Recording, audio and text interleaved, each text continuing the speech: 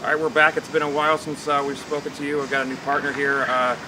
Matt Zenitz has joined the beat, replacing Andrew Gribble, joining the AL.com Alabama beat. So we're going to talk a little bit about spring football. We've had the third practice was today. Nick Saban wrapped it up after we were done. Talked a little bit about the retention. The players were retaining things pretty well. He was happy with the way they came back from spring break after they practiced the first time. What would you take away from Nick Saban's comments today? More importantly, it's the first day of pads, so it's the best feel, I guess, at this point that coaches can have on just how players are coming along. And things haven't really changed that much just in terms of the positional battles and things that are intriguing to us, and I'm sure the coaches also with quarterback battle and the wide receivers and the secondary and how those different groups come along. The main thing I took away was first day in pads, and from here on out it'll provide a better opportunity, a better gauge for coaches to have just in terms of how these players are coming along and all these positional battles, how they shake out.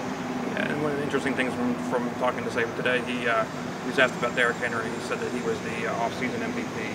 I think that was interesting, that the way his off-season work has impressed coaches quite a bit. So I know you haven't seen him before. You kind of getting your first taste of him. Pretty big back. What were your impressions of Derrick Henry? He said he's 240 to 242 right now. I think his listed weight is 238. So an impressive-looking kid that's obviously going to be dependent on heavily. Nick was complimentary of him, and something that stuck out also just from what Nick said is that they're continuing to try to find ways to get Kenyon Drake and Derrick Henry on the field at the same time. Kenyon's been working some at wide receiver, and Nick said that they'll look at having different personnel packages for both of them to be on the field at the same time.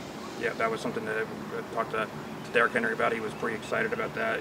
As excited, he wasn't doing jumping jacks, but that's not really his style. But he was, it's an intriguing possibility to have not necessarily both in the backfield, but to have Drake maybe as a slot guy who could motion into the backfield and create all kinds of matchup issues. But that'll do it for us for today. For our first video of the spring, we'll be back at some point next week. We'll talk some more about Alabama football.